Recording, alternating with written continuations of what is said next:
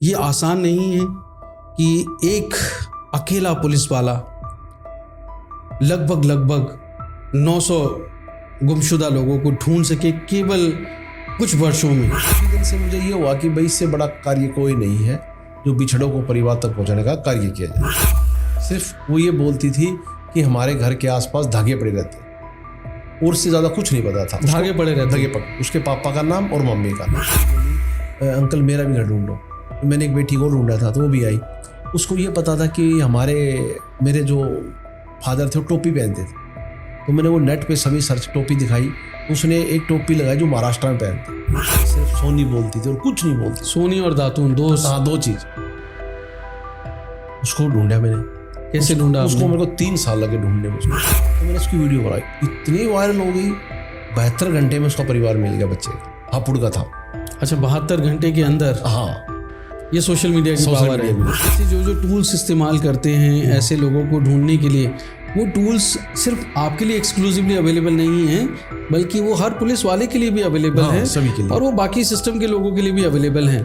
और कौन कौन से टूल्स आप यूज़ करते हैं? ये 2 महीने आपने तो वो एकदम तत्परता दिखाई, लेकिन ये 2 महीने 2 साल हो सकते थे, 20 साल हो सकते थे। और हो सकता है कि कभी क्लोजर ही नहीं मिलता, फैमिली को पता ही नहीं कि मरने से पहले उनको अपना बेटा खोया बेटा मिल गया। आपने बहुत ज़बरदस्त काम किया। वो लोग कोई गरीब नहीं, वो गरीब अच्छे खासे धनी लोग, पैसे वाले बंदे, बहुत ज़्यादा पैसे वाले, और बाहर से आए वो लोग यहाँ पे उसको प्रॉपर मिल के गए, पहले पूरा वेरीफाई कर गए। सिर्फ आपकी इत्तला पे कि आपने ढूंढ लिया है। हाँ, वो लोग आ गए वो वहाँ बाहर से आए। वो कोई दुबई में रहते हैं, कोई स्टील रहते हैं, कोई अलग अलग है। वो 8-9 भाई थे। अच्छा, हाँ, तो आए। उन्होंने फिर उसके लिए कहा भाई हम इसके लिए घर तैयार किया। उम्मीद करता हूँ कभी आपको राष्ट्रपति पुलिस पदक भी मिले, ऐसी मेरी शुभकामनाएं आपको, क्योंकि आप इसके पात्र हैं और इतना मेहनत हमारे देश के लोगों के लिए कर रहे हैं। देश के ऊपर वो हर आदमी जो मिसिंग है, हर आदमी जो अपने परिवार से जुदा है, वो एक बर्डन है, एक इमोशनल बर्डन है, और आप उस बर्डन को हर दिन कम करते हैं। बहुत बहुत धन्यवाद आपका। इसका सर ड्यूटी नहीं है, ये जिम्मेवारी है। किसी के परिवार में आप खुशी ला रहे हो, ये ड्यूटी नहीं है, आपकी जिम्मेवारी है। बजरंगी भाईजान ने तो एक मुन्नी मिलवाई, आप तो 900 से ज़्यादा मिलवा चुके हैं। सर वो तो ठीक है, पर ये चीज़ है भाई, मेरे को दिल से ही है भाई, मैं किसी की आत्माओं को मिलवाऊँ, बस मेरे मन में ये है। 2 आत्मा भटक रही है। एक आत्मा जहाँ से गुम हो रहा है वो भटक रहे हैं, एक जो रह रहा है वो भी भटक रहा है। उन आत्माओं को मिलाना है, बस मैंने अपना ये मकसद बना रखा है। मेरी यहाँ पे कोई पोस्टिंग रहे ना रहे, मैंने कोई नहीं, मैंने इनको आत्मा को ढूंढना है। किसी हमारा बच्चा 10 मिनट इधर उधर जाओ, कितनी चिंता हो जाती है। ये लोग तो कितने दिनों से पिछड़े हुए। सर ये ऐसा है, मरने का सब्र हो जाता है, इसका सब्र नहीं होता। बंदा चला जाता है दुनिया से, उसको हम अपनी आंखों के सामने देख लेते हैं, वो सब्र हो जाता है। जो गुम हो जाता है उसका कभी सब्र नहीं होता। फोटो भेजा, मतलब फ़ोन मत काटना, पहले फ़ोटो चेक करो, जी यही मेरा बच्चा है। वाह, मतलब आपको लगता है ये डिवाइन है, मतलब ये ईश्वर हाँ, कुछ करता है, कुछ ऐसा है सर, कुछ हो रहा है, कुछ पीछे से कुछ है। तो आप मतलब ईश्वर ने आपको जिम्मेदारी दी है कि बिछड़ी रूहों को मिलाना है बस। मतलब कोई पार्टी शार्टी ना, नहीं, ऐसा कुछ मेरे कोई पार्टी शार्टी कुछ नहीं है। सिर्फ ये बच्चा ढूंढ, कोई मैं इतना वहां जाऊंगा, इतना वो जाऊंगा, इतने बच्चा ढूंढ दूंगा। मिशन है आपके लिए। हाँ। यही मंदिर है, यही मस्जिद है, यही गुरुद्वारा है, यही सब कुछ है। किसी की आत्मा ठंडी होगी, इससे बड़ा क्या। दोस्तों कहते हैं कि सुबह का भूला अगर शाम को घर वापस आ जाए तो उसे भूला नहीं कहते, लेकिन न जाने कितने लोग ऐसे होते हैं जो सुबह घर से निकल जाते हैं लेकिन शाम तक वो रिश्ते भूल जाते हैं, घर लौटने का रास्ता भी भूल जाते हैं। कई बार उन रास्तों में ऐसे अनजान अजनबी लोग मिलते हैं जो उनकी ज़िंदगी बदल सकते हैं और बदलते हैं। ऐसे में बहुत सारे लोग जो हमारे घर से निकल गए, वो घर वापस नहीं लौटे। पुलिस फाइलों में उनका नाम गुमशुदा के बतौर दर्ज हो जाता है। हर कहानी अपने आप में बड़ी दिलचस्प होती है। ऐसी कहानी होती है जो आंखों में आंसू ला दे। दिल का दर्द कोई बयान नहीं कर पाता, लेकिन जो अपने होते हैं, जो माँ बाप होते हैं, जो भाई बहन होते हैं, वो उस दर्द को समझते हैं। कुछ लोगों के लिए ये दर्द कुछ दिनों में ख़त्म हो जाता है, लेकिन बहुत सारे ऐसे लोग होते हैं जिनके लिए ये राह इतनी आसान नहीं होती और ये दर्द ताउम्र उनको झेलना पड़ता है, उसके साथ जीना पड़ता है। दोस्तों, हमारे देश की पुलिस बहुत मेहनत करती है, कोशिश करती है कि ऐसे लोगों को जो गुमशुदा हैं, जिनकी तलाश में घर वाले दर दर भटक रहे हैं, वो मिले नहीं, उनको उनके घर वालों से मिलाया जाए, उनको ढूंढा जाए। कई बार ये कोशिश कामयाब होती है, कई बार नहीं होती है। अगर देखा जाए, आंकड़ों की बात करें तो लाखों लोग गायब होते हैं, उनके बारे में मैं बात करूंगा। लेकिन अगर कोशिश दिल से की जाए तो कई बार सफलता बहुत बड़े परिणाम में नज़र आती है। दोस्तों, आज नोएडा स्टूडियो के इस ख़ास एपिसोड में मैं आज पॉडकास्ट में स्वागत करना चाहता हूं हरियाणा पुलिस की क्राइम ब्रांच के सब इंस्पेक्टर राजेश कुमार जी का, जो अब तक 900 गुमशुदा लोगों को तलाश करके उनके परिवारजनों से मिलवा चुके हैं। बहुत बहुत स्वागत है राजेश जी, बहुत बहुत स्वागत है सर आपका, बहुत बहुत धन्यवाद सर आपका। राजेश जी, मैं बहुत आभारी हूं कि आप नोएडा स्टूडियो में आए, आपने हमें मौका दिया कि आपकी कहानी हम अपने देशवासियों को सुना सकें और उम्मीद की वो किरण जो आपने जगाई है लोगों में, उसके बारे में लोगों को बता सकें और कहीं ना कहीं उनको अंधेरे में वो रोशनी की लौ दिखाई देगी आपको जब जब वो सुनेंगे, जब जब वो आपको देखेंगे। ये आसान नहीं है कि एक अकेला पुलिस वाला लगभग 900 गुमशुदा लोगों को ढूंढ सके केवल कुछ वर्षों में। राजेश जी, मैं आपसे सुनना चाहता हूं। मेरा नाम सब इंस्पेक्टर राजेश कुमार है, state crime branch anti human traffic cell Panchkula से हूं मैं। और मेरे जो क्राइम ब्रांच में उस टाइम में जब उस ड्यूटी भी था तो मेरे ऑर्डर हुए थे स्टेट क्राइम ब्रांच में 2011 में। उसके बाद मैं एमटी में रहा, फिर उसके बाद मेरे को एंटी ह्यूमन ट्रैफिक में नियुक्त किया गया। तो 2-3 साल में ऐसे ही काम करता रहा। फिर मैं एक दिन सीसीआई में गया, तो छोटे बच्चे भागे भागे कि मेरे पापा आए हैं, मेरे ऐसे उसको लगा, महसूस हुआ कि उन बच्चों को बताया जाता कि भाई आपके भी आएंगे। तो उसी दिन से मैंने अपने मन में बना लिया था जो गुमशुदा बच्चे हैं इनको परिवार तक पहुंचाना है। वो कितने साल से मिसिंग हो, मैं उनको सीसीआई में जाता हूँ, उनसे छोटे छोटे क्लू पूछता हूँ, फिर उनसे काउंसलिंग करता हूँ, उनको तलाश करता हूँ और उनके परिवार तक पहुँचाने का काम करता हूँ। और मैं तहे दिल से धन्यवाद करता हूँ अपनी हरियाणा पुलिस का, हमारे जो सीनियर अधिकारी हैं, डीजीपी सर हैं, एडीजीपी सर हैं, जो मुझे सौभाग्य प्राप्त हुआ एंटी ह्यूमन ट्रैफिक में आने के बाद उन बच्चों को परिवार तक पहुंचाने का। तो मैं तहे दिल से धन्यवाद करता हूँ अपनी हरियाणा पुलिस का।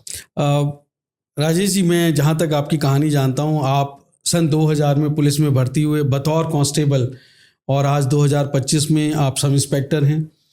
कैसे आपने पहला केस सॉल्व किया?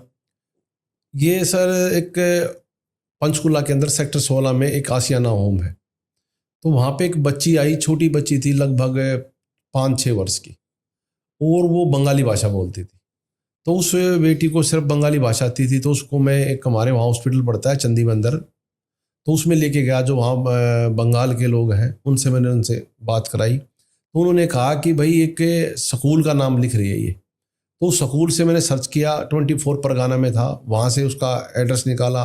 फिर वहाँ से पता लगा कि जो इसके परिवार के लोग, इसके मम्मी पापा हैं, वो गुड़गांव में रहते हैं जी। फिर मैंने उनसे संपर्क किया। संपर्क करने के बाद उनको मैंने वीडियो कॉल के जरिए उनकी पहचान कराई। ये फर्स्ट मेरा जनवरी का केस है 2016 का। तो उन्होंने कहा कि भाई ये तो बेटी हमारी है और हम कलकत्ता से आ रहे थे और ट्रेन में छूट गई हमारे से नई दिल्ली। अच्छा। हाँ, और वो लड़की वहाँ पहुँच गई अपना अम्बाला में। अम्बाला के पुलिस ने वहाँ पे लावारिस मिली और उन्होंने सीसीआई में रख दिया। तो फिर मैंने उसको सर्च किया, तो फिर वो लोग गुड़गांव से आए और उस बेटी को परिवार के पास ले गए। उसी दिन से मुझे ये हुआ कि भाई इससे बड़ा कार्य कोई नहीं है जो बिछड़ों को परिवार तक पहुंचाने का कार्य किया जाए। ये बहुत ही रोमांचित कर देने वाली कहानी है कि आप आश्रम गए और वहाँ पर आपको वो बच्ची मिली। आपने बड़े आसानी से, देखा जाए, सिर्फ छोटा सा प्रयास किया और वो प्रयास आपका सफल रहा। तो उससे आपको ये लगने लगा कि ऐसे बहुत सारे परिवारों से आप मिलवा सकते हैं। उसके बाद मैंने सभी जितने मेरे आसपास राज्य लगते हैं, जैसे हिमाचल है, पंजाब है, दिल्ली है, उत्तर प्रदेश है, उत्तराखंड है, जैसे इन सभी राज्यों से मैंने कांटेक्ट करना स्टार्ट कर दिया कि भाई आपके पास कोई हरियाणा का बच्चा तो नहीं है। जैसे हिमाचल में मेरे को एक लड़की मिली, तो उसको नहीं पता था मैं कहाँ की रहने वाली हूँ। सिर्फ वो ये बोलती थी कि हमारे घर के आसपास धागे पड़े रहते हैं, और उससे ज़्यादा कुछ नहीं पता था। धागे पड़े रहते, धागे पड़े, उसके पापा का नाम और मम्मी का नाम, और उसे नहीं पता था मैं किस राज्य की रहने वाली हूँ, किस डिस्ट्रिक्ट की रहने वाली हूँ। अच्छा, ये भी नहीं पता था कि किस डिस्ट्रिक्ट की है? कोई नहीं पता था। उसको सिर्फ ये पता था कि मेरे घर के आसपास धागे पड़े रहते थे। और क्या उम्र थी इनकी? उसकी लगभग, जब वो बच्ची यहाँ से मिसिंग हुई थी तो उस टाइम वो लगभग 6 साल की थी। और जब आपको मिली वो? और मेरे को मिली जब वो थी 18 के आसपास थी वो। तो 6 साल की उम्र वो होती है जब आपको थोड़ी थोड़ी मेमोरी आना शुरू होती है। तो उससे मैंने काउंसलिंग की, बेटा आप क्या खाते थे, क्या पहनते थे, कैसा एरिया था। तो उसने एक चीज़ बताई कि हमारे घर में ना एक, हमारे वहाँ देसी में जो घास काटते हैं उसको गंडासा बोलते हैं। तो बोली हमारे घर में गंडासा था।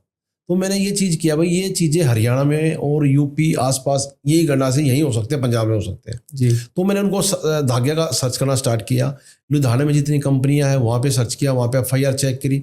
उसको पापा का और मम्मी अपना नाम पता था। तो वो चीज़ें मैंने सर्च करनी स्टार्ट में नहीं मिला। तो फिर मैंने पानीपत में उसको सर्च किया, तो पानीपत के अंदर उसकी एक DDR मिली। DDR मिलने के बाद मैंने उसको, जो आगे पुलिस है, उससे संपर्क किया। फिर उसके जहाँ पे वो रहते थे पानीपत में, वहाँ से वो छोड़ के चले गए थे। फिर एक गांव पड़ता सुदाना, फिर मैंने वहाँ संपर्क किया। फिर वहाँ से उसका पता लगा भाई हमारी बेटी थी और ये मिसिंग थी, और ये हमारी बेटी 2000 उससे मिसिंग थी, 2007 से मिसिंग थी। और हमने बहुत तलाश किया पर कहीं पे नहीं मिली, हमने बहुत ढूंढा पर नहीं मिली। फिर उस बेटी को मैंने 2018 में उसके परिवार से मिला है। तो जब पहली बार परिवार इतने सालों के बाद मिला तो क्या उनका रिएक्शन? मैंने वहाँ पे उसको टूटी शिमला में मैं लेके गया उनको, और तो मैंने 3-4 लड़कियाँ इकट्ठी बिठा दिया। तो उनमें से उसकी मम्मी ने बता दिया कि मेरी बेटी ये है। अच्छा। हाँ। जबकि शक्ल तो कितनी बदल गई होगी। हाँ, तो वो बेटी 11 साल के बाद अपने परिवार में गई। अब बहुत खुशी से रहती है, मेरी बात भी होती है। तो बिल्कुल बहुत अच्छे से वो है। उन्होंने कहा कि अंकल मैं ऐसा सोच भी नहीं सकती थी मेरा परिवार मिलेगा। तो ऐसे करके आपको, मतलब एक साधारण सी बात है कि धागा, सिर्फ वो धागा याद था, माँ बाप का नाम याद था, और आपने सिर्फ धागे का सहारा लेके वो थ्रेड इतना दूर तक ले गए आप कि वो उनके परिवार से जोड़ दिया आपने उस धागे से। तो ऐसे और केसेस कैसे कैसे आपको मिलते गए, थोड़ा और हमें बताइए। एक बेटा था और वो करनाल से मिसिंग था 2013 से। उसका माइंड थोड़ा डिस्टर्ब था और वो लगभग 8-9 वर्ष का था, और वो बच्चा गुम हो जाता है। गुम होने के बाद वो बच्चा मेरठ में रहता है, CCI में, वहाँ से शिफ्ट कर देते हैं उसको गाजियाबाद में, गाजियाबाद से उसको शिफ्ट कर देते हैं लखनऊ में। वो लखनऊ में एक जैसे आफ्टर केयर होता है उसमें रहता था, देख रेख संस्था में, वहाँ पे रह रहा था। और वहाँ के जितने मैं जब बात करता हूँ भाई कोई आपके पास हो, तो मैंने उस बच्चे का आधार कार्ड बनवाया। तो मैंने उससे बनवाया, तो वो उसका जो आधार कार्ड बनने के बाद उसका पता लग गया कि भाई ये हरियाणा का है। अच्छा। हाँ, हरियाणा का है। तो हरियाणा का जो करनाल के पास तरावड़ी का है, वहाँ पे गांव का रहने वाला था। तो मैंने उसके घरवालों से फ़ोन किया, भाई तुम्हारा बच्चा कहाँ है? बोले जी बच्चा तुम्हारा घर है। अच्छा। हाँ, मतलब बच्चे को आप ढूंढ चुके हैं और वो कह रहे हैं हमारा बच्चा घर है। बच्चा हमारा तो घर है। तो डबल कॉपी कैसे हो गई? तो मतलब बच्चा तो आपका लखनऊ में है, आपका बच्चा घर कैसे हो गया? बोले जी हमारा तो बच्चा मिल गया 4 साल पहले। बोले कैसे मिला? बोले जी करनाल में मिला है और ये बच्चा, मैं उसने मेरे को वीडियो कॉल करके दिखाई। फिर मैंने उनको वो असली बच्चा दिखा। उसकी माँ बोली हमारा असली बच्चा तो ये लगता है। अच्छा। वो लोग 4-5 साल से किसी और के बच्चे को पाल रहे थे। अच्छा, उनको ये लगा कि बच्चा हमारा मिसिंग है और ये हमारे पास वापस आ गया और वो किसी और का बच्चा था। और आपने उनके असली बच्चे को ढूंढ निकाला। हाँ, असली बच्चे को ढूंढा। फिर मैं उनको परिवार को लेके लखनऊ गया और उनसे मैंने उसकी वेरीफाई किया। सभी डॉक्यूमेंट करने के बाद उस बच्चे को उसके असली माँ बाप से मिला है। और जो दूसरा बच्चा था वो बम्बई का था, उसको भी आपने ढूंढ निकाला? हाँ, उसका भी एड्रेस ढूंढ निकाला। उस बच्चे को मैंने टेम्परेरी एक CCI में रखा और फिर उसके परिवार से संपर्क किया। तो ये ऐसी चीजें भी हो जाती है। अच्छा, ये तो मतलब बहुत गजब बात है कि इतने साल तक वो अपने किसी और के बच्चे को अपना समझ के पालते रहे। वो जो पाल रहे थे सर, उसके सिर में बिल्कुल बहुत ज़्यादा उसकी कंडीशन ठीक नहीं थी, उसके सिर में कीड़े पड़े हुए थे। उन लोगों ने 2-3 साल बहुत इलाज किया उसका, बहुत मेहनत करी, क्या पता उसी का फल मिला हो। तो वो बच्चा कैसे गायब हो गया था, जो उनका असली बच्चा जो था? असली बच्चा था वो गुरुद्वारे में गए थे, हम्म। और गुरुद्वारा से उन लोगों ने अपने घर की तरफ जाना था, वो उल्टी तरफ चल पड़े। ओके। वो बच्चा वो किसी टोली के साथ चला गया, और वो उधर से बैठ के ट्रेन में और गाजियाबाद पहुंच गया। ओके। उसको फिर वो लखनऊ चला गया। वहाँ के सीसीआई मिल गया, सीसीआई ने उसको वहाँ शिफ्ट कर दिया, एज के हिसाब से शिफ्ट कर देते हैं, फिर उसको लखनऊ भेज दिया। अच्छा राजेश जी, एक चीज़ मुझे ये समझ में आती है आपसे जो कॉन्वर्सेशन हो रहा है कि जो काम आप कर रहे हैं, अगर उस वक्त पुलिस ने वहाँ पे वो काम किया होता तो शायद उसी वक्त मिल जाता, ऐसा पॉसिबिलिटी है? सर देखो, हो तो कुछ भी हो सकता था, उसी टाइम में उसको ढूंढा जाता तो मिल भी सकता था। तो ये तो सब कोशिश है ना। ये संवेदनशीलता की बात है कि हाँ। खाकी के पीछे आपका दिल कैसा है। हाँ, कोशिश है सर, कोशिश हम करेंगे तो हर संभव हमारे को मिलेगी, ऐसा नहीं है कि नहीं मिलेगा। एक बेटी थी हमारे, सोनीपत है, राई है जो सीसीआई, उसमें रह रही थी। वो लड़की लगभग 16 साल से रह रही थी। 16 साल से रह रही है, और उसको सिर्फ मैंने उससे, बेटा वो मेरे को बोली अंकल मेरा भी घर ढूंढ लो। मैंने एक बेटी को ढूंढा था तो वो भी आई। उसको ये पता था कि मेरे जो फादर थे वो टोपी पहनते थे, तो मैंने वो नेट पे सभी सर्च टोपी दिखाई, तो उसने एक टोपी लगाई जो महाराष्ट्र में पहनते हैं। अच्छा। कुछ व्यंजन बताए कि मैं जैसे मैं पूछता हूँ बेटा आप क्या खाते थे, क्या पहनते थे। वो लड़की उस टाइम लगभग 8 वर्ष की थी या 7 वर्ष की थी। तो उसको मैंने ढूंढना स्टार्ट किया, छोटे छोटे क्लू से उसका धार बनाया। तो उसकी एक उसको मैंने जैसे वीडियो वायरल करते हैं ना, ऐसे महाराष्ट्र में उसको डालना स्टार्ट कर दिया। तो मेरे को अलग अलग ग्रुप्स में। हाँ, तो मेरे को शाम ने बताया कि भाई ये जो चीज़ें ये वर्धा में चेक करो आप। वर्धा? हाँ, वर्धा। तो वर्धा में मैंने एक पॉइंट मिल गया, वर्धा में मैंने उसकी FIR चेक करी। मेरे को डाउट था कि 2012 में है ये, पर वो 2010 से गुम थी। अच्छा, 2 साल पहले ही? 2 साल पहले। तो मैंने कहा कि सर आप 2 साल पीछे भी देख लो, कई बार हो जाता है, या पहले भी देख लो। तो देखी तो उसका फादर का नाम सेम, और उसका नाम यहाँ पे कुछ और था और वहाँ पे और था, और वो लड़की मैच हो गई। और उसका भाई है जो रेलवे में लगा हुआ है, वो लोग ढूंढ रहे थे आज तक भी हमारी बहन कहाँ गई। वो अपनी मम्मी के साथ आई थी, उसकी मम्मी का माइंड डिस्टर्ब था, और मम्मी तो मिली नहीं, पर एक लड़की मिल गई, और आज वो अपने परिवार में गई। तो छोटे छोटे कलू हमारे लिए सर बहुत महत्व है। उस बेटी से मैं नहीं मिलता या नहीं जाता तो कहाँ मिलती, वो सारी उम्र यही रहती।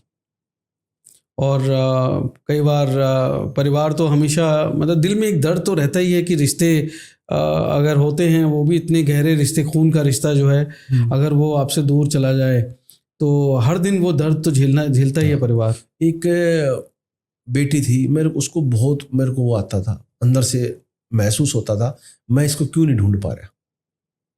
मेरे को बहुत महसूस होता था, वो रोती थी, और वो लड़की है जो सिर्फ ये बोलती थी कि मेरी मम्मी दातुन बेचती है। ये भी इतने भारतवर्ष में दातुन कहाँ बिकते हैं। वो बेचारी माइल्डली डिस्टर्ब भी, उसको पता भी नहीं, अपने बारे में कुछ बोल भी नहीं रही। एक सिर्फ सोनी बोलती थी और कुछ नहीं बोलती। सोनी और दातुन दो चीज। उसको ढूंढा मैंने। कैसे ढूंढा? उसको मेरे को 3 साल लगे ढूंढने में। उसको 3 साल तक। और आप लगातार कोशिश करते रहे? हाँ, मैंने अपनी हार नहीं मानी, मैं उस पर लगा रहा, काम करता रहा। मैं जाता, वो जाते ही मेरे को जफी बागे रोने लग जाती, कि उसका अपनी माँ से बहुत ज़्यादा वो था। वो इकलौती बेटी थी उसकी माँ की, वो भाई नहीं था उसका, वो एक ही लड़की थी। तो मैंने उसको एक वीडियो तैयार किया। वो धीरे धीरे मैं डेली हर 10 बंदे को भेजता, कभी किसी को, कभी किसी को, कभी किसी को, भेजता रहा। वैसे मैंने बहुत टेक्निकल यूज किया। उसकी कहीं FIR नहीं थी, क्योंकि गरीब लोगों ने नहीं करवाई FIR। तो एक दिन मेरे पास रात को फ़ोन आता है कि भाई ये जो आपने वीडियो भेजी है ये तो शंकर की लड़की है। अच्छा, हाँ, ढूंढ लिया लोगों ने? हाँ। मैं बोला भाई शंकर की लड़की आप कैसे जानते हो? बोला इसकी जो मदर है वो दातुन बेचती है। तो बिल्कुल मैच कर गया। हाँ। बोला कहाँ रहते हैं? बोला जी उसके पास कोई फ़ोन नहीं है, कोई वो नहीं है, और ये प्रयागराज से आगे है, और वहाँ पे ये मैं कल जाता हूँ और वहाँ आपकी बात कराता हूँ। तो वो व्यक्ति वहाँ गया, उससे बात कराई, मैंने वीडियो कॉल कराई। वो लड़की देख के बहुत रोई, उसको मिल गई माँ? मिल गई मैं। तो फिर मैं बोला माता जी आप आ जाओ। मेरे को पता ही नहीं, मेरे पास पैसे नहीं। बोला माता जी आप किसी से मेरी बात कराओ, मैं यहाँ से पेटीएम करता हूँ और आप इसको टिकट लो और आप आओ यहाँ, पैसे की चिंता मत करो। भाई पैसे भी अगर आप अपनी मैं इसको 5 साल से लग रहा हूँ ढूंढने, और आप अपने पैसे से हाँ, मैंने टिकट उसको का इंतजाम कर रहे हैं। पैसे भेजे, पैसे दिए, यहाँ पे आने के बाद भी दिए उसको कि बेचारी अपने वो है। वो दातुन में क्या होता सर। तो फिर मैं वो आई, इतनी रोई, वो बहुत रोई उसकी अपनी माँ के गले लग के। और वो बेटी 5 साल के बाद वहाँ पे गई।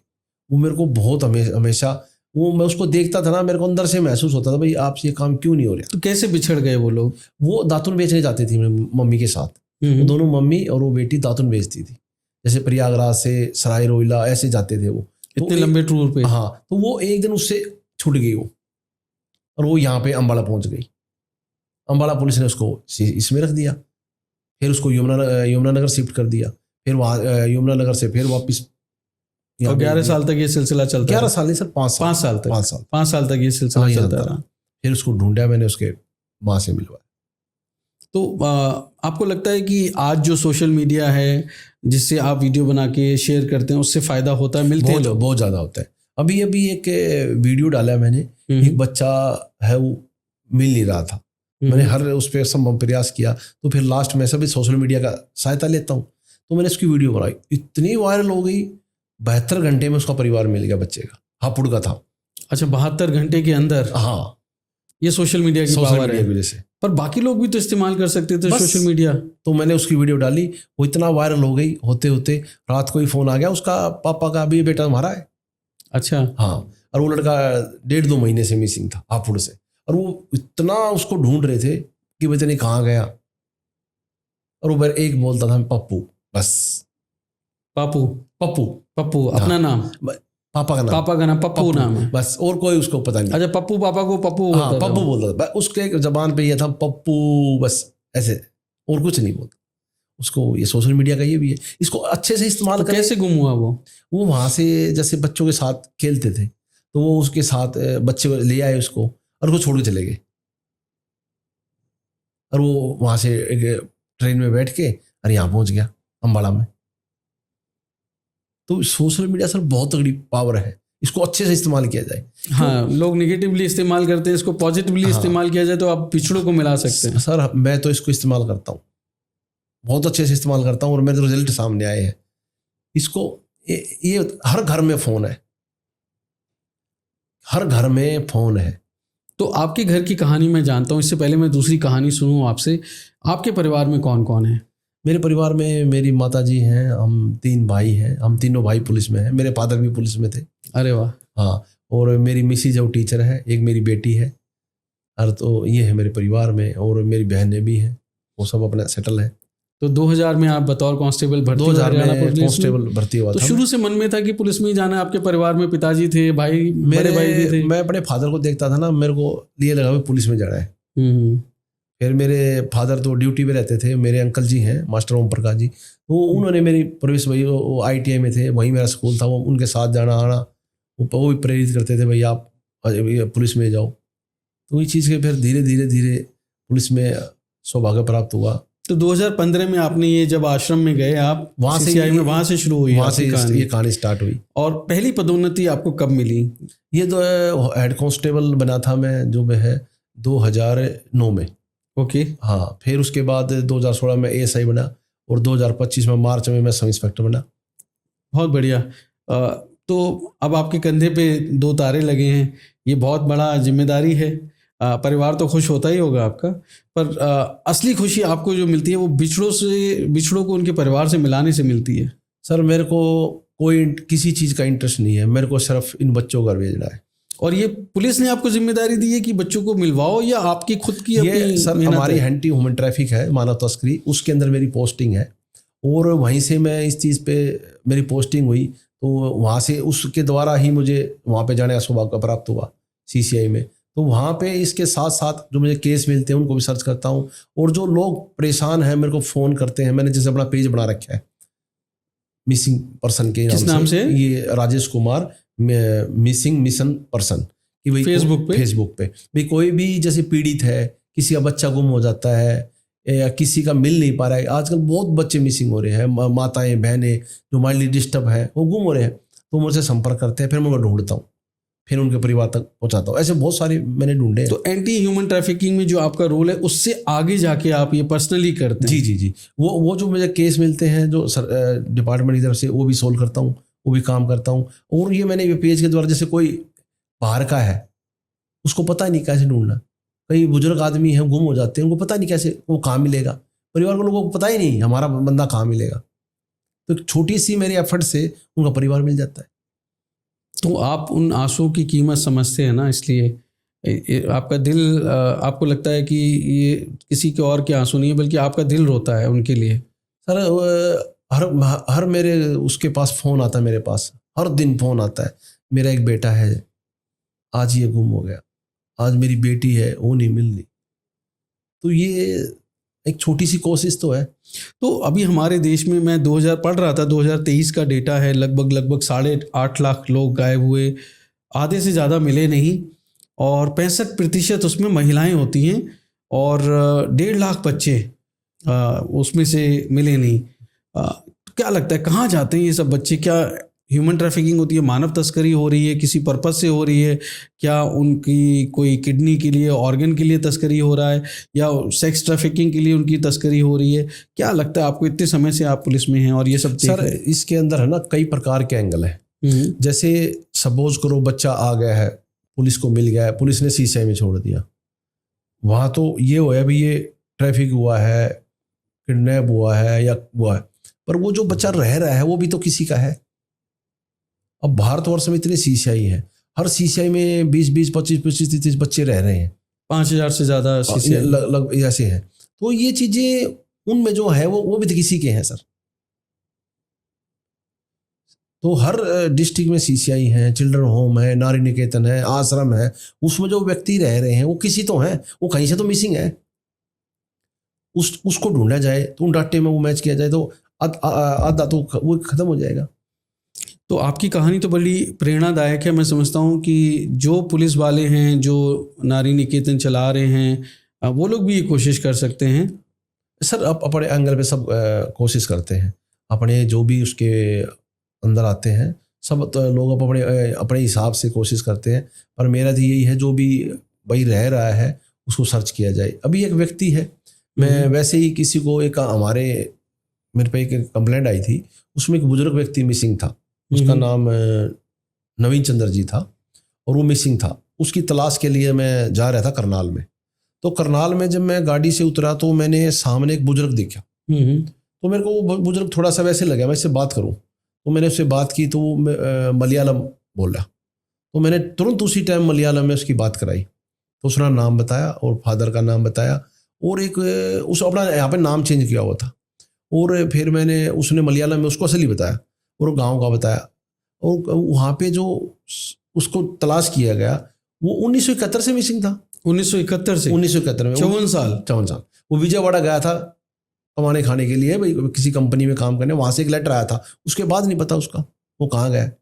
और 54 साल तक उसके घर वालों को वो मिला ही नहीं, ना उससे संपर्क किया? पता ही नहीं था, पता ही नहीं ना। 71 साल की उम्र में आपने मिलवा दिया। और वो वहाँ विजयवाड़ा रहा, फिर आंध्र प्रदेश गया, फिर मुंबई गया, फिर सूरत गया, फिर यहाँ करनाल इस आश्रम में 4 साल से रह रहा था। अब उसके जो भाई थे वो बाहर देश में रहते थे, फिर उन्होंने वहीं तुरंत आए वो लोग, उन्होंने पूरा प्रॉपर उससे बात की, भाई हमारा है, पूरा हो गया। उसकी मदर जिंदा थी। अच्छा, कितनी उम्र थी उनकी? उसकी 94-95 साल थी उसकी मदर। अच्छा, वो 71 ईयर्स की और वो 94 ईयर्स की। तो फिर उन्हें बात की, उन्हें कुछ ऐसी बातें पूछी जो सभी मैच हो गई। मरने से पहले उनको अपना बेटा खोया बेटा मिल गया। आपने बहुत ज़बरदस्त काम किया। वो लोग कोई गरीब नहीं, वो बहुत अच्छे खासे धनी लोग, पैसे वाले बंदे, बहुत ज़्यादा पैसे वाले, और बाहर से आए वो लोग यहाँ पे उसको प्रॉपर मिल के गए, पहले पूरा वेरीफाई कर गए। सिर्फ आपकी इत्तला पे कि आपने ढूंढ लिया है। हाँ, वो लोग आ गए वो वहाँ बाहर से आए, वो कोई दुबई में रहते हैं, कोई ऑस्ट्रेलिया रहते हैं, कोई अलग अलग है, वो 8-9 भाई थे। अच्छा, हाँ, तो आए, उन्होंने फिर उसके लिए कहा भाई हम इसके लिए घर तैयार किया है और उसको प्रॉपर हम पूरा सिस्टम से रखेंगे, हम इसको नहीं छोड़ेंगे। वंडरफुल। हाँ, तो वो अब उसको लेके गए, फिर दोबारा आए, फिर पूरी फैमिली आई, पूरा प्रोग्राम किया उन्होंने केरला के अंदर। तो ये जो अपने घर से चले गए, ये खुद चले गए थे या कैसे, इनकी गुमशुदगी कैसे हुई? ये कमाने खाने के लिए गए थे, जैसे कि कंपनी में विजयवाड़ा। तब इतने धनी नहीं रहे होंगे, तब स्ट्रगल वाला दौर होगा। वो था, और इसका माइंड थोड़ा डिस्टर्ब हो गया। तो ये ऐसे ही किसी ढाबे पे इसने कम से कम 30-35 साल काम किया, वहाँ पे काम करता रहा, जो उसने बताया। फिर उसके बाद ये दूसरे उसमें फिर बोला मेरा जीने का कोई वो नहीं, क्या फायदा, मैं जाऊँ कैसे जाऊँ। जो बंदा इतने दिन टाइम से बाहर रह गया तो किस उससे जाए वहाँ पे, और पता भी नहीं कि किस कंडीशन में है अभी वो। मना कर रहा था कि मैं करूँगा क्या जाके। अच्छा, हाँ, बोले मैं किस मुँह से जाऊँगा। तो लोगों के अंदर ये होता है कि मतलब अपने लोगों से मिलना चाहते भी हैं, पर लेकिन दिल उनका फेस- गवाही नहीं फेस- देता कि कैसे हम जाएं, किस फेस मुंह से जाएं। किस फेस भी कैसे करें। फिर उसकी मदर ने बात की, फिर उसके मन में कुछ हुआ। तो आप ऐसे लोगों के लिए क्या कहना चाहते हैं जो गुमशुदा हैं, जिनको पता है कि मैं इस घर से हूँ, इस गांव से हूँ, ये मेरे माँ बाप हैं, फिर भी वो जाते नहीं हैं? मेरा सभी से विनती यही है देशवासियों से, कोई भी किसी को लावारिस व्यक्ति घूमता मिलता है या कोई भी है, उसको आप सिस्टम में लाएं, उसको पुलिस को सूचना दें, किसी नज़दीक एनजीओ में रखवाएं, उससे एक सुरक्षित स्थान मिले। और किसी का भी गुम हो जाता है वो तुरंत सूचना पुलिस को दे, एक सिस्टम में आए। तो जैसे जिप नेट है, जिप नेट से मैं ढूंढता हूँ, जैसे हमारा मिशन पोर्टल है उससे ढूंढता हूँ, मिशन वत्सला पोर्टल। तो ये सिस्टम में आ जाते हैं, पता लग जाता है भी कौन कहाँ है क्या है, हर चीज़ें से हम उसको सर्च कर सकते हैं। तो आपकी कहानी अपने आप में दूसरे लोगों के लिए एक बहुत अच्छा स्टडी का एक वो है कि आप जैसे जो टूल्स इस्तेमाल करते हैं ऐसे लोगों को ढूंढने के लिए, वो टूल्स सिर्फ आपके लिए एक्सक्लूसिवली अवेलेबल नहीं हैं, बल्कि वो हर पुलिस वाले के लिए भी अवेलेबल हाँ, हैं, सभी के लिए, और वो बाकी सिस्टम के लोगों के लिए भी अवेलेबल हैं। हाँ। और कौन कौन से टूल्स आप यूज़ करते हैं? सर अलग तो उसमें है, जैसे जिप नेट है, मिशन वत्सला पोर्टल है, और CCTNS है हमारा पोर्टल है। और उसके बाद जैसे आधार कार्ड की सहायता लेना, उसको कैसे वो है, कोई मिलता है उसका आधार कार्ड बनवाना उस NGO के द्वारा, फिर उससे पता लग जाता है भी ये बंदा कहाँ का रहने वाला है, इससे भी हम उसको तलाश कर सकते हैं। अच्छा, पॉसिबल है ये? पॉसिबल है। और सोशल मीडिया से जो वो है उसकी वीडियो बना के जो भी सहमति लेके जहाँ पे रह रहा है, NGO रह रहा है या किसी से भी, उससे भी हम सहायता ले सकते हैं। तो मेरा मकसद सिर्फ है उसके परिवार तक पहुँचाना, उस बंदे को परिवार तक पहुँचाना, उस बच्चों को ढूंढना वो बच्चा कहाँ है।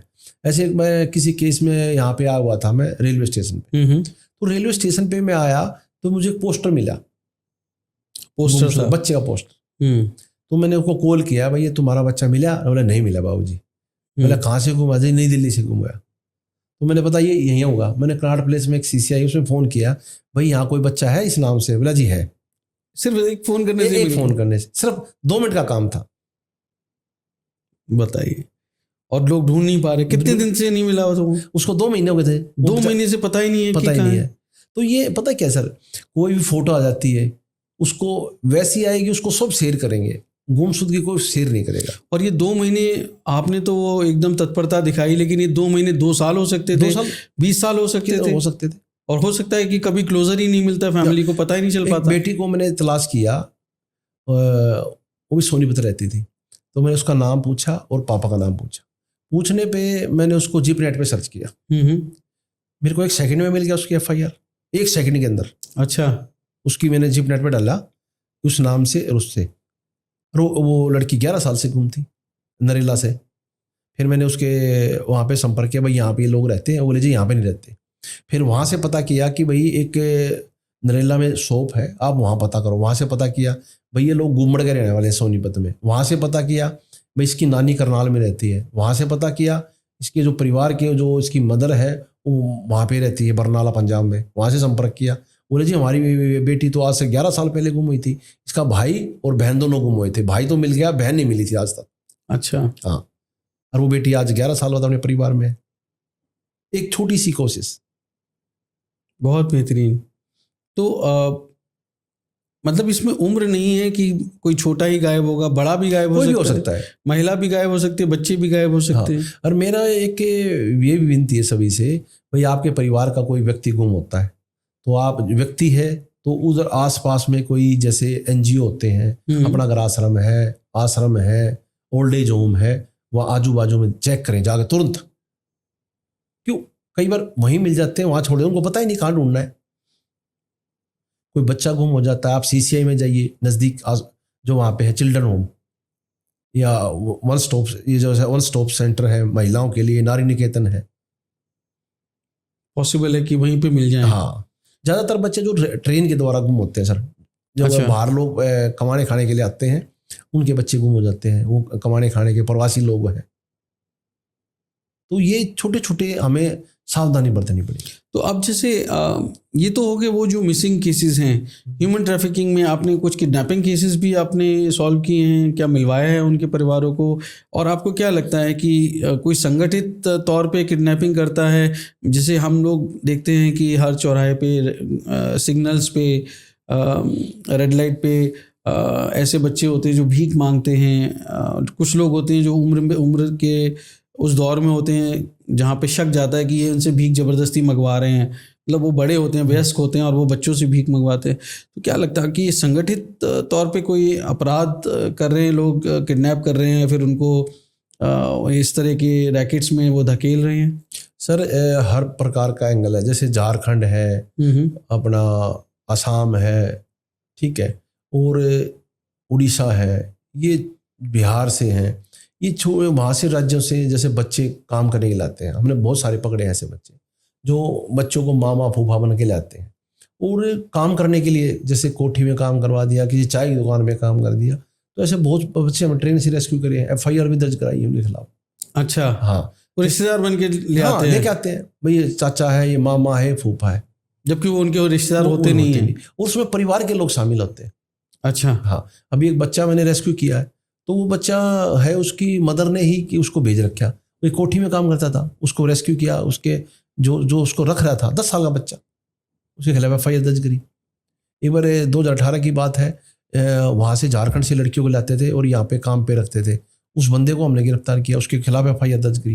Placement agency. हाँ, तो ये चीजें भी हैं और इसी सबके बीच में उनका एक्सप्लॉयटेशन भी होता है। तो परिवार के लोग शामिल होते हैं। अच्छा। हाँ, अभी एक लड़की थी बिहार में, तो वहाँ से मेरे को कॉल आया कि जिसके परिवार तलाश करो, तो मैंने उसका परिवार तलाश कराना स्टार्ट किया। उसको पता ही नहीं मैं कहाँ की हूँ, वो रेड लाइट एरिया से उन्होंने रेस्क्यू किया। तो करने के बाद उसको शीशे में रखा, शीशे में रखने पर मैं छोटे क्लू के आधार पर उसको तलाश किया। वो अपना गुवाहाटी की मिली, उसका 6 साल से वो थी, कोई लेडीज उसको घर से बेला फुसला के ले गई और उसको रेड लाइट एरिया में बेच दिया।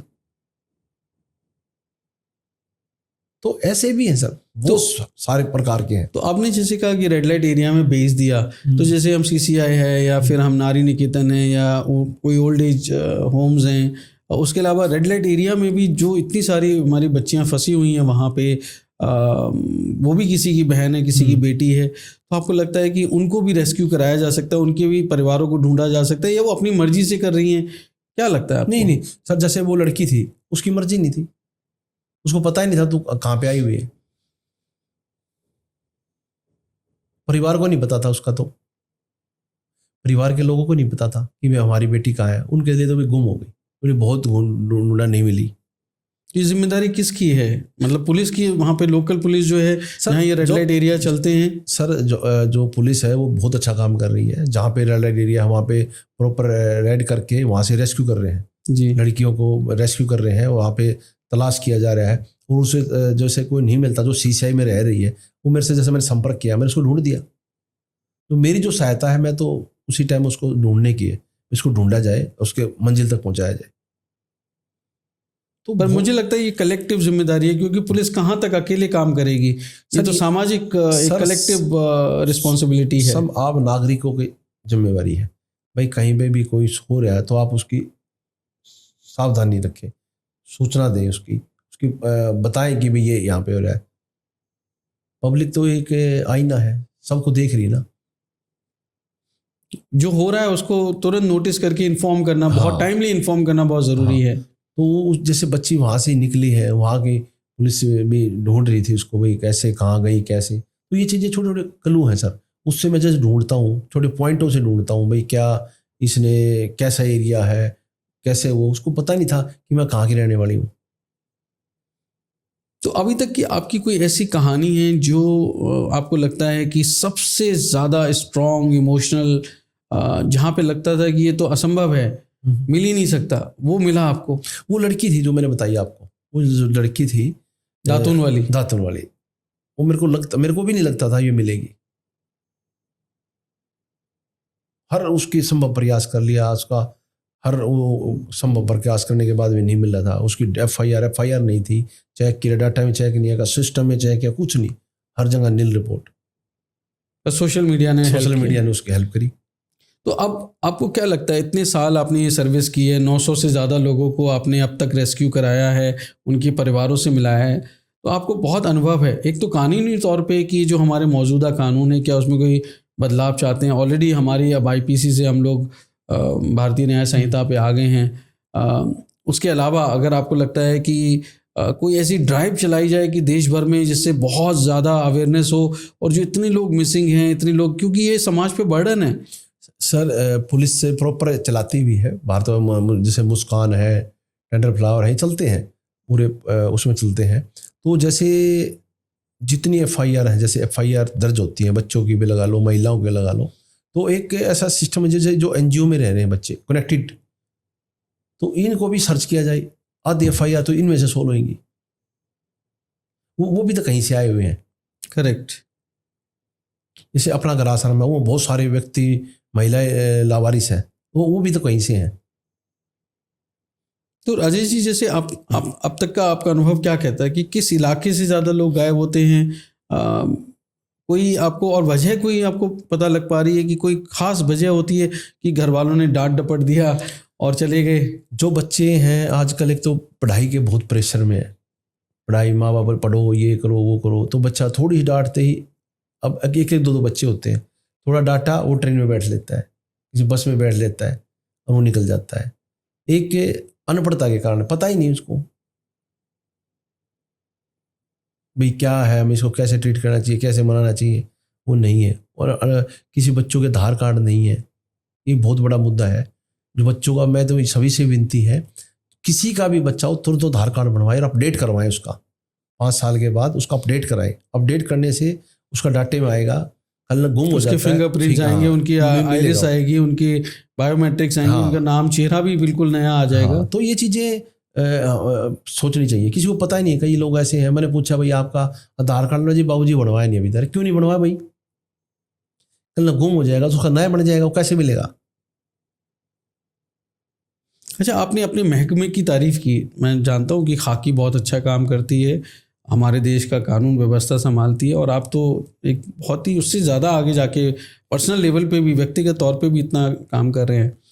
तो आपको क्या लगता है, आपको जो जिम्मेदारियां तो हैं, लेकिन जिम्मेदारियों के साथ क्या आपको सुविधाएं मिल रही हैं? बहुत क्या इन सुविधाओं के साथ में आप काम कर पाते हैं, या और सुविधाएं आपको चाहिए? क्या रिसोर्सेज की कुछ कमी है? सर, अपनी हरियाणा पुलिस का हमारे सीनियर देकर भरपूर सहयोग है, बहुत बड़ा सहयोग है। हमेशा ये कहते हैं भाई आप ये करो, ये करो, बहुत सपोर्ट है, कहीं पे कोई दिक्कत नहीं आती। बढ़ चढ़ के मैं कार्य करता हूँ और मेरे को भरपूर सपोर्ट है अपनी डिपार्टमेंट की, अपनी सरकार की, पूरा वो है कि भाई आप करो इसको अच्छे से। किसी का एक ये सर ड्यूटी नहीं है, ये जिम्मेवारी है। किसी के परिवार में आप खुशी ला रहे हो, ये ड्यूटी नहीं है, आपकी जिम्मेवारी है।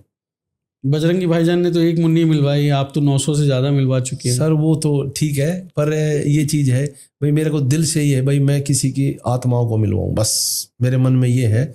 2 आत्मा भटक रही हैं, एक आत्मा जहाँ से गुम हो रहा है वो भटक रहे हैं, एक जो रह रहा है वो भी भटक रहा है, तो उन आत्माओं को मिलाना है। बस मैंने अपना ये मकसद बना रखा है।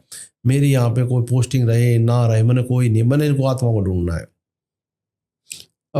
आपकी इस कोशिश में हम भी थोड़ा सा प्रयास कर सकते हैं। अगर आप अपना कोई ऐसा नंबर देना चाहें, पुलिस का नंबर देना चाहें, जिससे लोग आपको संपर्क कर सकें, निर्भीक होकर संपर्क कर सकें। मैंने अपना फेसबुक पे अपना कॉन्टैक्ट नंबर दे रखा है। मेरा जो कॉन्टैक्ट नंबर है 9417567221। और जैसे मैंने फेसबुक पेज भी बना रखा है कि Rajesh Kumar mission missing people, ठीक है। तो उससे भाई जो लोग जुड़ जाए, किसी का मिल जाए, वो अपनी डालते हैं, मैं उसको ढूंढता हूँ फिर। तो राजेश जी, आप इतनी कोशिशें कर रहे हैं, आपकी पदोन्नति भी हुई है, लेकिन कोई आपको स्पेशल अवार्ड्स मिले हैं, लोगों ने आपको रिकॉग्नाइज किया, आपकी इस ड्यूटी को रिकॉग्नाइज किया है? सर मेरे को उड़ीसा में भी सम्मानित किया था, और हमारे डीजीपी सर ने मेरे को उत्तम सेवा मेडल से भी सम्मानित किया है। ये जो आपके लगा है? उत्तम सेवा मेडल, और ये मेरे को 2024 में मिला है। और उसके बाद डीजी साहब ने मेरे को एक और प्रशंसा पत्र से भी सम्मानित किया है, और एक बुक भी छपी है, द बुक ऑफ होप, उसमें भी मेरी कहानियाँ छपी हैं। और नोबेल पुरस्कार विजेता है कैलाश सत्यार्थी जी, उनके द्वारा मुझसे उन्होंने मेरे को फ़ोन किया और बधाई दी कि भाई आप बहुत अच्छा कार्य कर रहे हो और ऐसे ही करते रहो। ये बहुत अच्छी बात है, पूरे देश के लोगों के लिए कर रहे हैं। मैं उम्मीद करता हूँ कभी आपको राष्ट्रपति पुलिस पदक भी मिले, ऐसी मेरी शुभकामनाएं हैं आपको, क्योंकि आप इसके पात्र हैं और इतना मेहनत हमारे देश के लोगों के लिए कर रहे हैं। देश के ऊपर वो हर आदमी जो मिसिंग है, हर आदमी जो अपने परिवार से जुदा है, वो एक बर्डन है, एक इमोशनल बर्डन है, और आप उस बर्डन को हर दिन कम करते हैं। बहुत बहुत धन्यवाद आपका इसके लिए। सर ये ऐसा है, मरने का सब्र हो जाता है, इसका सब्र नहीं होता। बंदा चला जाता दुनिया से, उसको हम अपनी आंखों के सामने देख लेते हैं, वो सब्र हो जाता है। जो गुम हो जाता है उसका कभी सब्र नहीं होता। हाँ, एक क्लोजर तो होता है कि अब चलिए लौट के नहीं आएगा कोई, हाँ। अगर एक बार बिछुड़ गया परिवार तो। के लोग ये कहते हैं हमारे को आवाज़ सुना दे। इस सोशल मीडिया जैसे लोगों ने मेरे संपर्क किया, मैं बहुत सारे लोगों को ढूंढ के दिया है। वो कहीं से कोई बिहार से फ़ोन कर रहा है, कोई बंगाल से कर रहा है, कोई कहीं से कर रहा है। अभी कलकत्ता से है, वो 3 साल से गुम था, मैंने उसको भी ढूंढा है। वो बम्बई में रह रहा है। उन्होंने लगा, वो लोग बोले कि भाई आप ढूंढो, मैं ढूंढ देंगे।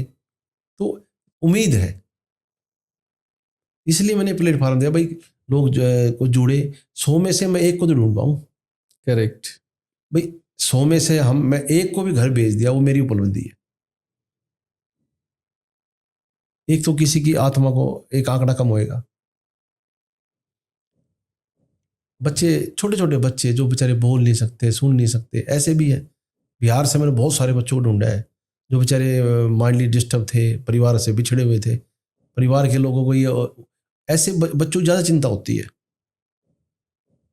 वो ना तो अपने बारे में बता सकते हैं, ना वो करते हैं। उसकी उन बच्चों की सहायता में आधार कार्ड की सहायता से उनको तलाश करता हूँ, उनके परिवार तक पहुँचाता हूँ। मैं कॉन्टैक्ट करता हूँ, भाई आपके पास कोई बच्चा मिसिंग है, आपके पास कोई लावारिस बच्चा है। अच्छा, आपने विदेशी लोगों को भी ढूंढा है? हाँ, नेपाल से भी ढूंढा है, नेपाल से भी है, बांग्लादेश से भी है। कुछ कहानी बताइए हमें। जैसे एक बच्चा था, छोटी बच्ची थी, और वो अपने परिवार के साथ यहाँ पे आ गई, और वो करनाल से वो बिछड़ गई। ठीक है, और वो लोग वापस नेपाल चले गए। उस बेटी को मैंने वापस ढूंढ के उसको दिया। एक महिला थी मेरे इसमें बरेली से, वो 8 साल से गुम थी और वो नेपाल में रह रही थी। अच्छा। हाँ, एक इतवरिया नाम की लेडीज थी, काल्पनिक नाम था उसका, झारखंड से। वो 12 साल से नेपाल में रह रही थी, उसको ढूंढा मैंने। कैसे ढूंढा आपने? वो अपने फादर के साथ गोरखपुर गई थी, भट्टे पे काम करते थे, और वहाँ से मिसिंग हो, वो नेपाल चली गई। नेपाल वो एक आश्रम में रही 12 साल तक। मैंने उससे काउंसलिंग की, छोटे छोटे क्लू। तो आपको कैसे पता लगा? मेरे को एक एनजीओ ने बताया कि भाई 2 महिलाएं हैं वो इंडिया की, और आप उनको ढूंढ दो। तो मैंने उनसे संपर्क किया, फिर अपने सीनियर अधिकारी को उसकी जानकारी दी। सीनियर अधिकारी ने मेरे को जिम्मेवारी लगाई, आप इनको ढूंढो। फिर मैंने ढूंढा, फिर वहाँ से उनको लेके आए दिल्ली में, और फिर उनके परिवार के हैंडओवर किया। वंडरफुल। मतलब ये तो इंटरनेशनल कहानी है। हाँ। मतलब बजरंगी भाईजान है आप तो, एक रियल बजरंगी भाईजान कहे ना कहे, पर एक आत्मा तो मिल रही है। किसी हमारा बच्चा 10 मिनट इधर उधर हो जाओ, कितनी चिंता हो जाती है। ये लोग तो कितने दिनों से पिछड़े हुए। सही बात है। 10 मिनट के लिए अगर कोई आपसे दूर चला जाता है तो आपकी निगाहें हर तरफ ढूंढती हैं। शाम को आपके बच्चे की कॉल नहीं आए तो आपको कितनी चिंता हो जाएगी। करेक्ट, बिल्कुल सही कहा आपने। वो चीज को समझो ना, हमारे साथ भी हो सकता है सर, किसी के साथ भी हो सकता है। बस मैंने तो अपनी एक धारणा बना रखी है, जो मेरे सामने है उसको ढूंढना है। एक बच्चा था, बोल नहीं सकता, ना सुन सकता। उस बच्चे को मैंने सोशल मीडिया पे भी उसको डाला, नहीं बात बनी। फिर मैंने उसका आधार कार्ड बनवाया, तो उसका रिजेक्ट हो गया। रिजेक्ट होने के बाद उसकी आइडेंटिटी मिली रोहतास डिस्ट्रिक्ट बिहार की। अच्छा। हाँ, वहाँ से पता लगा भाई इसके जो मम्मी पापा हैं वो लुधियाना में रहते हैं। लुधियाना में उनके पास कोई फ़ोन मिल नहीं रहा, पर वो बोले जी एक FIR जरूर हुआ था वहाँ पे। फिर मैंने FIR ढूंढी, तो वहाँ से लुधियाना में उससे उसके माँ बाप ढूंढे, तलाश किए। तलाश करने के बाद उसके मम्मी पापा से मैंने संपर्क किया और वीडियो कॉल कराई उनकी, तो रोने लग गए दोनों तरफ से। ये कब की बात है? अभी लेटेस्ट परसों की बात है। अच्छा। हाँ, तो मैंने कहा भाई ये बच्चा कैसे गुम हुआ? उसकी मदर बोली ये हमारे को 18 साल में पैदा हुआ था शादी के। शादी, और ये भी बोलता नहीं है, भगवान की लीला। और देखो ये गुम हो गया, 2 साल से गुम था। वो लोग पागलों की तरह घूम रहे थे उसको ढूंढने के लिए। तो ये प्रभु की लीला है। इतने दिन में उनको एक बच्चा हुआ, वो भी बोलता नहीं, फिर वो भी गुम हो जाता है, फिर वो मिल जाता है। पर ये आपकी विटीनेस है कि आप इतना चतुराई से ऐसे छोटी छोटी बातों को भी आप बहुत ध्यान देते हैं कि आधार कार्ड बनवाया लेकिन वो रिजेक्ट हो गया, तो फिर पता लगा कि जहाँ का वो आ रहा है वो रोहतास डिस्ट्रिक्ट है और फिर वहाँ पता कर रहे हैं आप। ये भी तो एफर्ट्स है ना, आपके हाँ। प्रयास हैं कि बिहार के रोहतास डिस्ट्रिक्ट में पता करते हैं तो वहाँ पता लगता है कि कोई बच्चा मिसिंग है, उसके माँ बाप ये हैं पर वो यहाँ रहते नहीं हैं। फिर कहाँ रहते हैं जी? एफआईआर दर्ज हुई है लुधियाना में। हाँ। तो लुधियाना में फिर आप वो एफआईआर ढूंढते हैं, फिर माँ बाप ढूंढते हैं। जी, जी, जी। तो ये तो बहुत लंबी कहानी है ना। हाँ। ये तो हर कोई आदमी नहीं तो गिव अप कर देते हैं लोग, कोशिश ही नहीं करते कि हमारा क्या वो है कि इतना कंसर्न नहीं है तो कोशिश ही नहीं करते। पर आप लगातार कोशिश करते हैं और कोशिश का नतीजा मिलता है। एक बच्चा गाजियाबाद में, छोटा बच्चा 5 साल का, और वो सिर्फ ये बोलता सरपंच कॉलोनी, और कुछ नहीं बोलता। क्या बोलता है? सरपंच कॉलोनी, सरपंच कॉलोनी बस। और उसको कुछ नहीं पता, सरपंच कॉलोनी। और उस बच्चे को मैं 6 महीने से ढूंढ रहा, सरपंच कॉलोनी कहाँ ढूंढूं। बहुत सारी सरपंच कॉलोनी हो सकती है, कोई भी वो नहीं, एफआईआर में कुछ नहीं मिल रहा। एक बार ऐसे ही नवरात्रे थे, मैं वैसे बैठा तो मेरे को कॉल आया उस बच्चे के फादर का ही। अच्छा। हाँ, तो वो बोले जी मेरा बच्चा ढूंढ दो, और मैंने आपका नंबर लिया है, मैं लुधियाना से हूँ और मेरा बच्चा नहीं मिल रहा। लगभग मैंने 7-8 महीने हो गए, बच्चा नहीं मिल रहा। मैंने भाई साहब क्या नाम है? मैंने जी ये नाम है। मैंने कहाँ रहते हो? जी सरपंच कॉलोनी। मैंने मेरे माइंड में फीड था वो। मैंने फोटो भेजा, मतलब फोन मत काटना, पहले फोटो चेक करो। जी यही मेरा बच्चा है। वाह, मतलब आपको लगता है ये डिवाइन है, मतलब ये ईश्वर हाँ, कुछ करता है। कुछ ऐसा है सर, कुछ हो रहा है, कुछ पीछे से कुछ है। तो आप मतलब ईश्वर ने आपको जिम्मेदारी दी है कि रूह बिछड़ी हाँ, रूहों को मिलाना है। बस। मैंने कई बार इस चीज़ों को महसूस किया है कि भाई कोई चीज़ है जो इस चीज़ पे फोकस करना चाहिए, ध्यान देना चाहिए। छोटे से भी एक क्लू बहुत महत्व है। मैं काउंसलिंग करता था, पूछता था बच्चों से, तो लोग मजाक भी करते थे। मैं उससे पूछता, बेटा क्या खाते थे, क्या पहनते थे, समोसा खाया, भाई ये कहाँ मिलता है? तो लोग जो जिसको नहीं पता वो सब वही पागल बना रहा है। और वो बहुत तगड़ी महत्व चीज़ है। छोटी छोटी बातें, बहुत छोटी छोटी, उससे क्लू मिलता है, आपको मिलता है, पता लगता है किस परिवेश में रहता था वो। एक बेटी को ढूंढा मैंने, उसकी आवाज़ से ढूंढा मैंने उसको। आवाज़ से उसकी टून, जैसे यूपी के लोग हैं वो अलग बोलेंगे, बिहार के लोग अलग लैंग्वेज बोलेंगे, हरियाणा के लोग अलग बोलेंगे। तो उसकी भाषा को मैंने वो किया, वर्नाकुलर लैंग्वेज में आप एसेंट पकड़ लेते हैं। हाँ, कि ये भाई ये एक्सेंट ये है, ये चीज़ है। उससे फिर मैंने ढूंढना स्टार्ट किया। अभी एक बेटी है, मैंने केरला से ढूंढी, केरला से ढूंढ के लाया उसको। तो उसने जो भाषा बोल रही थी वो हमारे चंडीगढ़ की।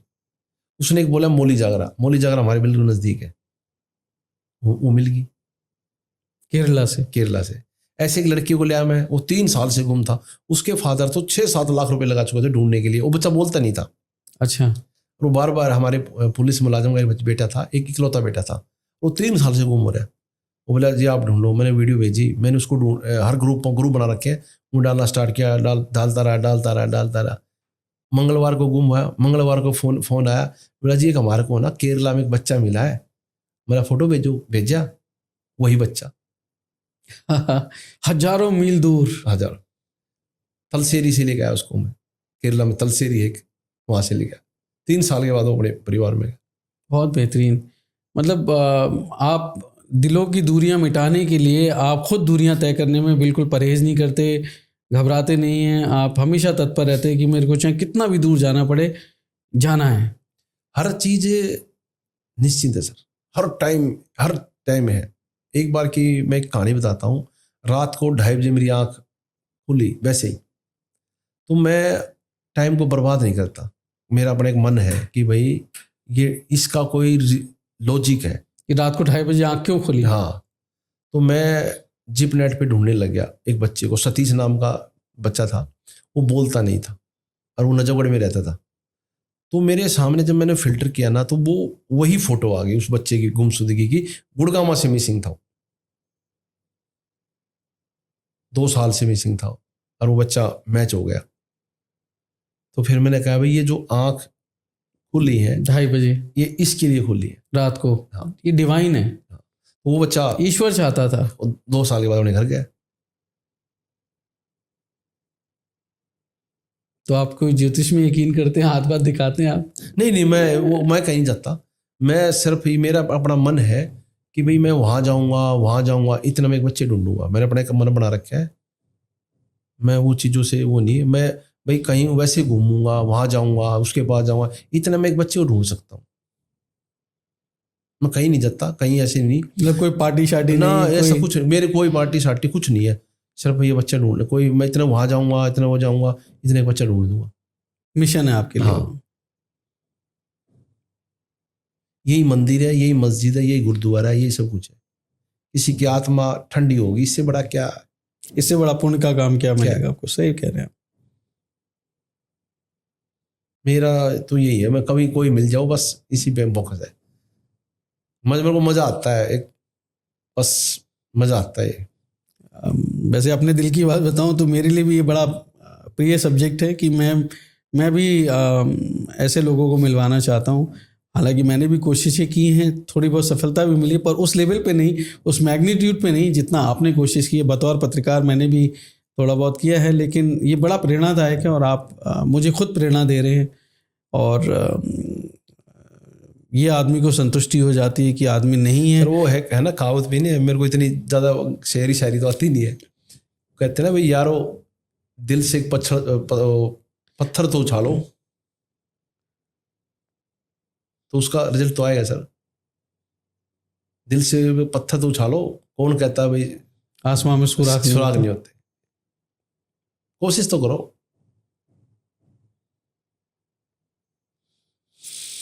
तो यही है सभी से, भाई सब लोग खुश रहें, सुरक्षित रहें, अपना ध्यान रखें, अपने बच्चों का ध्यान रखें, अपने माँ बाप का ध्यान रखें, अपने भाई बहनों का ध्यान रखें। कोई भी गुम हो जाता है उसकी सूचना तुरंत पुलिस को दें बस। ऐसे बहुत सारे केसेस हैं राजेश जी जो मुझे खुद आज भी विचलित करते हैं। जब मैं अपने करियर के शुरुआती दौर में था तो एक बच्ची थी 5 साल की, समीक्षा गुप्ता। उसके फादर बहुत बड़ी ट्रांसपोर्ट के ओनर हैं और वो बच्ची उनकी घर से चली गई। बहुत पॉलिटिकली बहुत हॉट इशू था उस ज़माने में। बहुत कोशिशें की उन्होंने, बहुत पैसे वाले लोग, बड़े बड़े नेता उनके आए, क्राइम ब्रांच के बड़े बड़े अधिकारी कोशिश करते रहे, पर वो मिली नहीं। वो किडनैप हुई या मिसिंग हुई, उसके बारे में तो पता नहीं, पर किडनैपिंग की कॉल आई, आज तक नहीं मिल पाई। जब वो 16 साल की रही होगी तो उन्होंने उसका कंप्यूटर जनरेटेड एक CGI ग्राफिक्स भी बनवाए और पोस्टर निकाला भी। अब तो बहुत कोशिशें करते हैं, वो मंदिर जाते हैं, पर उनके बेटे हैं, उनको बताते नहीं कि उनकी बहन है, नहीं तो परिवार में बहुत इमोशनल आउटब्रेक हो जाएगा। तो क्या आपको लगता है कि ऐसे लोग मतलब जो चले गए, कहीं ना कहीं उनको भी उम्मीद रखनी चाहिए कि मिल जाएंगे कभी ना कभी? सर उम्मीद पे ही कायम है। एक बेटा था, उस बच्चे को लगभग 2-3 साल से मिसिंग था। दिल्ली से मिसिंग हुआ और हरियाणा में मिल गया। हरियाणा में वो CCI में रहा और उसकी सभी कार्रवाई करने के बाद उसको अडॉप्शन के लिए वहाँ भेज दिया, ऑस्ट्रेलिया। तो यहाँ से ये हो गया ना भाई, हमारा तो, अगले ने भी सोचा भी हमारा तो मिला ही नहीं अब तो, और सरकार उसको अडॉप्शन के लिए वहाँ ऑस्ट्रेलिया भेज रही। तो मैंने अपने सीनियर अधिकारी को बताया, मैं सर ऐसे ऐसे बच्चे को मैंने ढूंढ दिया है और इसको वहाँ भेज रहे हैं ऑस्ट्रेलिया अडॉप्शन के लिए। बोले से फर्स्ट इसके मम्मी पापा को मिलना चाहिए। हरदोई से मैंने उसके घर को तलाश किया और उस बेटे को 3 साल बाद उसके असली माँ बाप से मिलवाया। नहीं तो ऑस्ट्रेलिया चला जाता, कहाँ मिलता हो। ऐसे बहुत सारे हैं जो बाहर गए हुए हैं, आज तक उनको पता नहीं।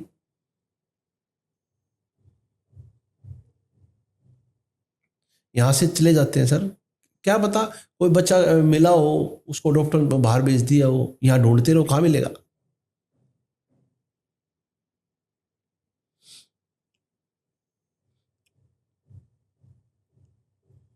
होनी होगी तो मिलेगा, हाँ, तकदीर में लिखा होगा तो मिलेगा। अभी वो मिला है आपके सामने, मैंने बताया आपको 54 साल के बाद मिले।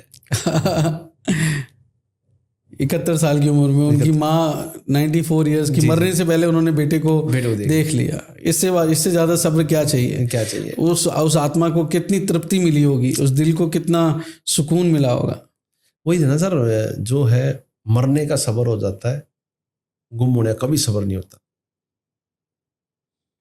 फैमिली को क्लोजर तो चाहिए ही चाहिए कि जिंदा है मर गया पता तो लगे। तो मैं समझता हूँ दोस्तों, ये सिर्फ फिज़िकल सेपरेशन नहीं होता, ये जैसा राजेश जी ने कहा, ये रूहों का कनेक्शन होता है, मतलब सोल्स कनेक्ट होती हैं। अगर कोई आपका मिसिंग होता है, कोई आपसे दूर चला जाता है, आप हर दिन उसको अपने करीब महसूस करते हैं। वो दर्द कोई और शायद महसूस ना करता हो। ऐसे बहुत कम लोग हैं राजेश जी जैसे जो इस दर्द को समझते हैं कि ये बात सिर्फ जिस्मों की नहीं है, ये बात सिर्फ हमारे फिज़िकल बीइंग की नहीं है, but it is a connect of souls, जहाँ रूह जो है वो आपस में बिछड़ जाती है और उसको मिलवाने का काम करते हैं। मैं समझता हूँ कि राजेश कुमार जी की इस कोशिश को रिवॉर्ड किया जाना चाहिए, चाहे वो सरकार की तरफ से हो, चाहे वो समाज की तरफ से हो, और बहुत ज़्यादा रिस्पेक्ट राजेश जी को मिलना चाहिए, उनकी इस कोशिश को मिलना चाहिए कि वो इसको जिम्मेदारी मानते हैं, अपनी व्यक्तिगत जिम्मेदारी मानते हैं, एक नागरिक होने के नाते, भारत का जिम्मेदार नागरिक होने के नाते, और उन रिश्तों को समझते हैं। मैं समझता हूँ कि राजेश जी, आपको तो मेरी तरफ से और हमारे टीम की तरफ से बहुत बहुत सल्यूट है, 1000 सल्यूट्स टू यू, कि आपकी इस स्पिरिट को हम सलाम करते हैं। और आगे दूसरे हमारे जो खाकी पहने हुए भाई हैं, बहनें हैं, जो ये कोशिश रात दिन करते हैं, उनको भी मैं समझता हूँ कि बड़ी प्रेरणा मिलेगी राजेश जी की कहानी से। राजेश जी, आप हमारे स्टूडियो में आए, इसके लिए आपका बहुत बहुत आभार, बहुत बहुत धन्यवाद। थैंक यू सर, बहुत बहुत धन्यवाद आपका, जो आपसे मिलने का सौभाग्य प्राप्त हुआ। एक और भी मैसेज देना चाहता हूँ भाई, किसी के भी परिवार में कोई व्यक्ति है मानसिक परेशान है, बोल नहीं सकता, तो आप कृपया उसके एक फ़ोन नंबर लिखवा दें यहाँ पे, उससे बहुत सपोर्ट मिलेगी। तो एक मैसेज राजेश जी का बहुत अच्छा है कि अगर किसी के घर में ऐसा कोई व्यक्ति है जो किसी वजह से, चाहे वो जन्मजात कारण हो या बाद में कोई अल्जाइमर जैसी बीमारी हो, जिसकी वजह से उनकी याददाश्त चली जाती है, वो समझ नहीं पाते, बोल नहीं पाते, तो उनके हाथ पे इस तरह का कोई नंबर गुदवाना चाहिए, टैटू बनवा देना चाहिए, जिससे उनकी आइडेंटिफिकेशन बहुत आसान हो जाए। और जो लोग अफोर्ड कर सकते हैं, ख़ास करके उन बुज़ुर्ग लोगों को जिनकी याददाश्त चली जाती है, उनको RFID कार्ड्स दे सकते हैं, जिससे उनकी लोकेशन वो ट्रेस कर सकें, हर समय उनके टच में रह सकें, उनको पता कर सकें कि वो हैं कहाँ पर। तो बहुत बहुत धन्यवाद राजेश जी, बहुत बहुत thank you sir, thank you.